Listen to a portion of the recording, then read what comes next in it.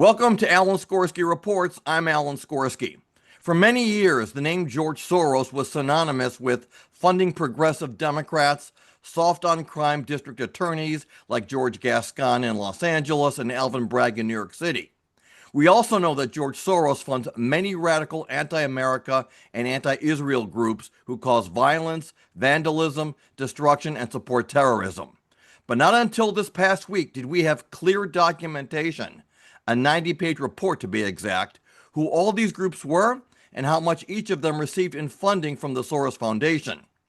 Today's guest is one of my new heroes, Ryan Mauro, who is an investigative researcher at Capital Research Center, who just last week was interviewed by Glenn Beck to discuss this incredible discovery of information. To make this even better, the Department of Justice is now using this research to try to get an indictment against George Soros and his equally corrupt son, Alex. In the opening paragraph of this 90-page document titled Exclusive, Soros's Open Society gave terrorist and pro-terror groups over $80 million. Opening paragraph reads as follows. Since 2016, George Soros's Open Society foundations, now run with his son Alexander, has poured over $80 million into groups tied to terrorism or extremist violence. The evidence is stark. Open Society has sent millions of dollars into U.S.-based organizations that engage in direct actions that the FBI defines as domestic terrorism.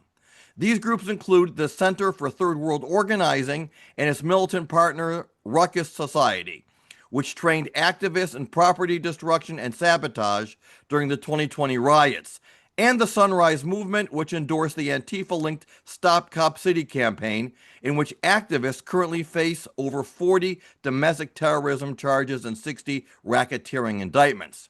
Ryan, thank you so much for joining me today. It is an honor to have you back. We don't have enough time for all of the praise that you deserve. Thank you so much. That's awesome. Thank you. And I know you see the importance of all of this because we've been talking offline. So it's been great to have you along for the ride because the past 2 weeks have been wild. Great. So let me start with a real easy question. For years, I and many Americans have viewed George Soros as the face of evil.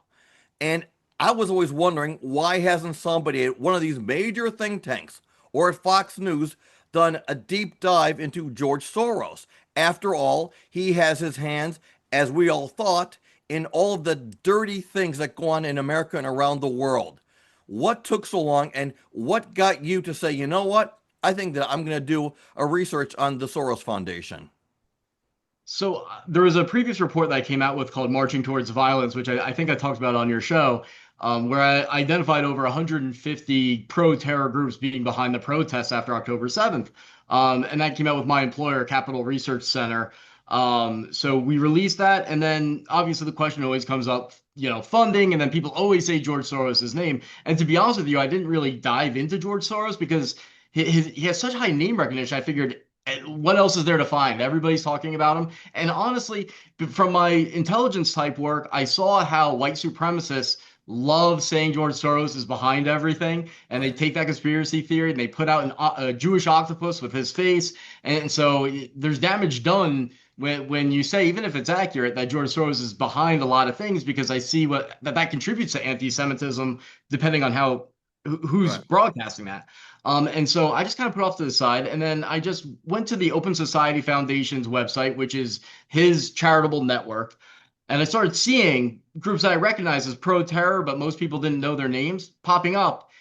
And then I realized something, which was that there's been a lot of reporting on Soros, but it's like each reporter, because they're so pressed for deadlines, they got enough for a report and then they release it. It was all drips and drabs. Right. So everything was all disconnected. And then there was nobody that actually spent the months. I mean, this took months to go through thousands of grants and say, I want to tally up how many pro-terrorism or terror-tied groups he gives money to that you can find in that time period, because everyone else is operating on a shorter timeline. So this is a major project that took a long time. But I think that's where the gap was. It was everyone assumed everyone else was doing it, and everyone was operating on short timelines. So you would get news articles here, op-eds there, media segments there. And it wasn't all tied together to get to this dramatic number that I found over $80 million going to 54 groups that are either domestic terrorists in the United States or are pro-terrorism, supporting the October 7th attacks, for example, in the U.S. Or abroad. And that's since 2016. And that's a low number, too, I think, because if you go to the Soros Open Society Foundation's website, they're open about the fact that they only list the ones they're comfortable telling you about. Right. They say publishing this could cause risk to the grantees or themselves, they're not putting it on the website.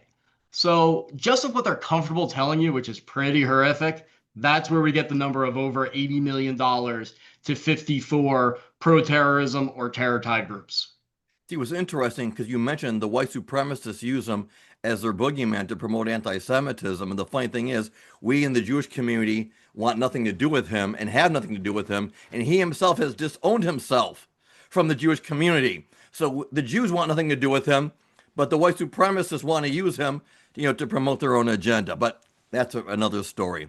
Here's what's interesting. So early in your report, it says, the grantees, as you said, the grantees listed in this investigation do not include every anti-Israel, anti-Semitic, and anti-American group that has received Open Society funding.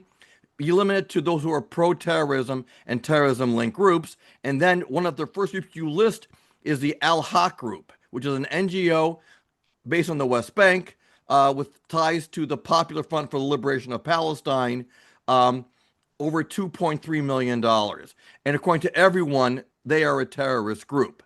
So my first question is and I can ask 5 questions just within this one. The first one would be, how does he find these groups to fund, or how do they find him? How does a group get money from George Soros? Do they email him? Do they fill out an application? Does he seek them out? Is there a screening process? No, you're not anti-Israel enough for us, we won't give you money. How does the whole process work? Good question. So there is an application process on the website. I don't know if they meet firsthand and there's a backdoor way of doing it, but I do know there's an application process. Soros's group is very big, so they have the staff to do vetting. It's possible someone in there is maybe more Hamas sympathizing than Soros is and kind of speeds it along. But the bottom line is that over the years, there's been enough of these small number of grants going to Hamas and PFLP linked groups. PFLP is the communist counterpart to Hamas. Right. They also participate in the October 7th attacks, which almost nobody seems to know. It was a communist and jihadist attack. Right. But they've been confronted in the past, and they'll deny that, meaning Open Society foundations, that they're financing terror. They'll defend the grantees, but they've been confronted with this in the past. So not all of this is new to them. And what they'll say is that, no, we know that they're not connected to terrorism because we ran them through all the legal checks. They always fall back on what is legally prohibited and what is not, which is a very lame standard to have, and one that they would not hold anyone else to when making their judgments, because there's a lot of horrible things that you can do legally and get away with. But that's how they say, we're not financing terror because it's legal. It's a really lame excuse. So is there vetting? If we take their word for it, then they do the legal checks, and then that's about it. So the most you could ever say is they're lazy, but I don't think so, because they've been confronted with this before, and then especially now, and they still deny it. Not like, oopsie daisy, we screwed up, sorry. Right. They just say, no, it's not true. Okay, but what about this? No, it's not true. That's it. That's all you get. Just totally arrogant, dismissive, not willing to give it even the time of day. Interesting. That's very interesting, because I remember when people like Mark Zuckerberg, for example, or Twitter, when they were testifying before Congress and they'd be confronted with certain things that they did or didn't do, they'd say, we didn't know about it. Let us check it out. I mean, at least they try to look like they were unaware. And you're saying, no, these guys are very aware. They're just denying that they're terrorists. Yep. So, yeah, that's exactly right. So, because it's happened again, like I said, for years, where someone would say the Al Mazan Center, for example, which is linked to PFLP, and is basically a terrorist entity, and virtually everybody knows it. This is stuff that you find on Google. I didn't have to send in covert agents for it. Right. And that was the Soros Foundation's response, was just basically, no, that none of that's true. And I remember the Washington Free Beacon really pressed them on it. And That's just the answer that they got. So you have they're aware of it at this point. Somewhat, and that's why I said on Glenn Beck's show, I said, look, if you're any other billionaire run foundation that could be doing this, I'm willing to volunteer my time to help you vet, to give Right. you the biggest benefit of the doubt I possibly can, so that you can't be like, oh well, we didn't know. Like at least take that measure. I'm offering it for free. And so if you don't, then either you know you're financing extremists and you don't want me to know about it and you don't want to team up, or you don't care. And if you don't care, I have to assume you're sympathetic to the cause, because why else would you not care? Right. So you mentioned it's called the Seven Amalek Group. Is that what how pronounced? That's one of them. Yep, Yeah, that's because one I group. did Yep. see that. I was wondering, is that a typo? Because it was a number and then the word Amalek. Yeah. What do you know about that group? So they're focused on what they'll say is like digital freedom, but it's just about digital freedom for their cause. But that's their way in. That's like if you want to be a lobbyist, it's actually pretty smart where you don't just say, oh, we're a Palestinian human rights group, because everyone's that's so common. Right. But taking an angle like digital rights, and using some other pretext, that's a smart thing to do. And so that group has held big events, and things like that. But their leaders, celebrated October 7th, and they're connected to all these other groups as well. It's a web that is indeed very large, but also gets smaller the more you look at how one official will be in the leadership of like 10 organizations, Right. and someone will be related to someone else, and they'll know each other. So it is a bit of a social circle too. Okay, so I'm just gonna again just read some more things I pulled up, and again, we're gonna post the link to your report, on the show, and also in the those groups that post our site because again, it's 90 pages, it's full of documentation of all groups, and we won't be able to get through everything, but I just want to kind of read some more from your report. It says grantees that directly assist domestic terrorism and criminality on U.S. soil, they were awarded $23.2 million. Grantees that have endorsed terrorist attacks like October 7th and or are directly linked to foreign terror groups or their front groups, they have received over 50 million, almost $50.5 million. And you list some of them. The Blackout Collective, Grassroots Global Justice Alliance, which has acknowledged ties to the Union of Palestinian Women's Committee, the Arab Resource and Organizing Center, and others. And then I read here that they were involved in blocking shipments coming from Israel to the docks in California. Now, that was interesting because I remember reading in the news, I think it was Oakland, California, Mm. that Palestinian groups blocked shipments, and somehow they got the unions involved, and they blocked them from docking and unloading. What can you tell us as far as like when you get these groups? Is there a tail? Like here, you connected a lot of dots. Do they connect these dots on the Open Society website, or is this through your own work where you're able to go from point A to point B, C, and D, how they're all connected to each other? All the Open Society Foundation information that's provided will just be the size of the grant, what year, and a very brief description that sounds very unobjectable. Oh, gave for human rights work, but then you actually look up the group, and by look up, I mean literally just Googling the group, you Right, find all of this. A lot of these groups, I didn't have to do a whole lot of work. It was it right, was just organizing information that's out there. So yeah, the amounts that you're talking about, of that over 80 million, 23 million, a little bit over that, went to at least seven groups that can be described as engaging in domestic terrorist activity, according to FBI's right, definition. People are always thinking of shooting and things like that, but economic sabotage, blocking ports, right, if you do it with your body instead of an explosive, it's still domestic terrorism. You're using a different weapon. That's right, it's just not the one that comes to mind. Harassment, violence. So there's at least seven groups that explicitly do that. Others that are kind of involved in it, but I want to have the highest threshold possible for this so that nobody could attack it.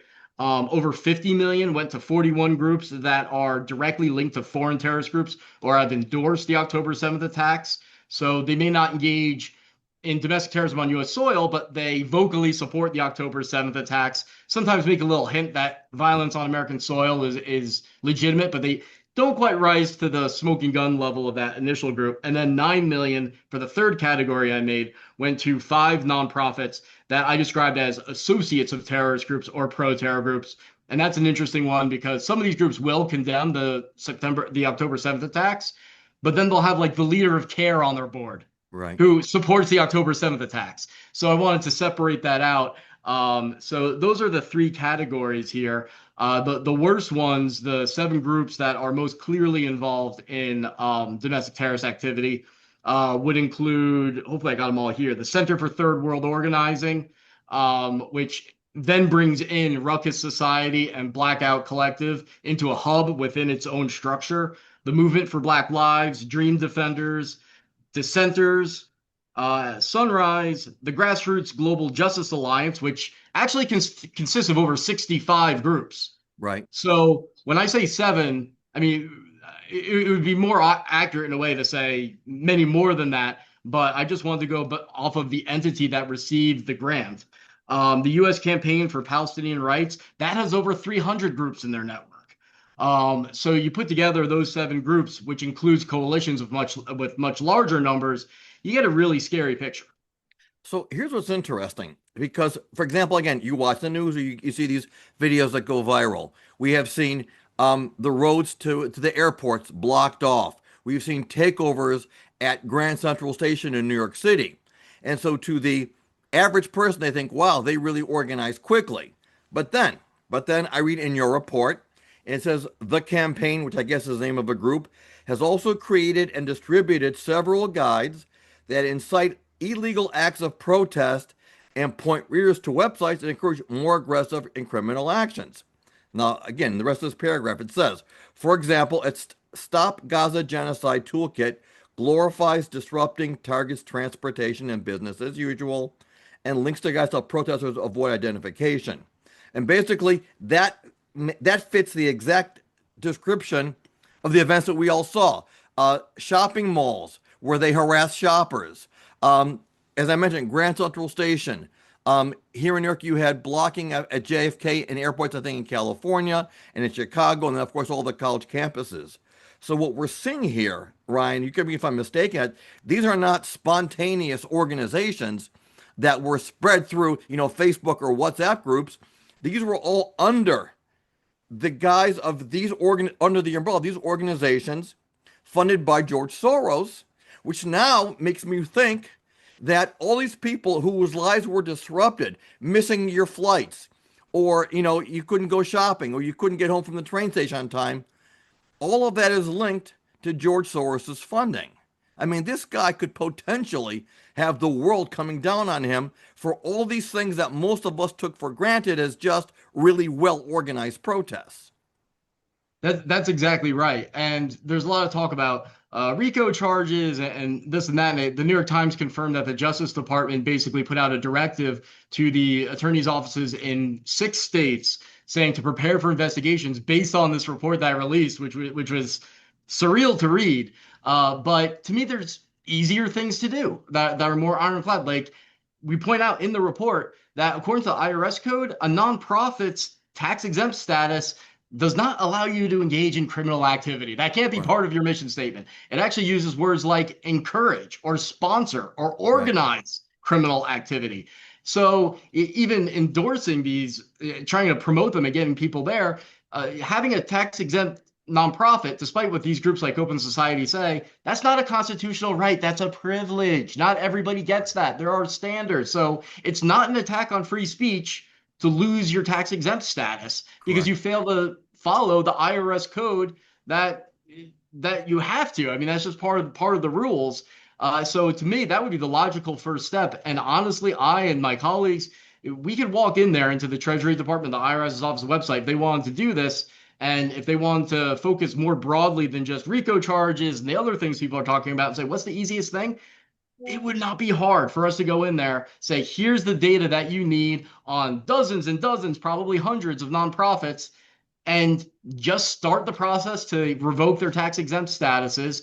That I can't see how the other side could win on that. They'll try, but the other stuff I can see where there's an argument on both sides. But they're clearly in violation of the IRS code, and there's a million other things that you could do. So you're right, Soros and everyone else, they seem scared. I think they should be more afraid once they realize how. I mean, we've got them in a corner. We've got Ryan, you're making me smile.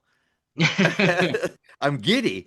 But you know what? I was thinking now about Oh, all and of by the. the way, I should add, just in case anyone looks up the New York, there's been two New York Times articles about this, obviously biased. Right. But what I was amazed at in the most recent one is, yeah, it's biased, whatever. Uh, But there are two key points that it made in there that just, I couldn't believe it. They actually say in there, and you can tell they went through the report with a fine-tooth comb. Also because they reached out to us and were asking some very Ooh. questions about minor details. So I know Right. that they really scrutinize it. And it actually says in there that the report shows Soros's money going to groups that support the October 7th attacks and engaging in acts of violence, specifically Right. property destruction on U.S. soil. So the New York Times concedes that in their article, Right. which is amazing because that shows that we're telling the truth. They're confirming that Soros Yeah. and the Open Society Foundations are lying because they're denying that. So the Right. New York Times ended up vindicating us. And the best they could do was downplay the significance of what we found because they're saying how Soros is the boogeyman behind everything. And you know what? They're right. We did. The people on the right do Right. exaggerate Soros's role and oversimplify it as if he controls everything, like he's like a super villain beyond of Right. like biblical proportions. But their argument that, like, for example, the Center for Third World Organizing, they're like, well, only 2% of their revenue has come from Soros. That's kind of the point. Like that's the overall point here. It's not just Right. about Soros. It's yes, he's bad, but all these other groups, some of which are named in the New York Times report, are also doing it. There's an entire infrastructure that we need to go after on the basis of all this. And thank you, New York Times, for the vindication, because you just illustrated why the problem is so big, why it's beyond Soros, and why groups like the one I work for are so important. And you confirmed the central thesis of what we're saying. So thank you. You know what? I can't wait. Did you, just on a side note, you may not have even looked into this, but this is easy to find, I think, through Open Secrets. That's a website we can find out where politicians get their money from. I'm wondering how many of them, because we know that progressive Democrats are definitely getting money from Soros. Again, we know that the Yeah. DAs, some of the worst DAs in America, so that's going to be really cool. Another group that you mentioned, and this one also got my attention, 18 Million Rising is the name of the group. US-based Oh, organization, right? They endorse Hamas, blah, blah, blah. But here's the thing, though.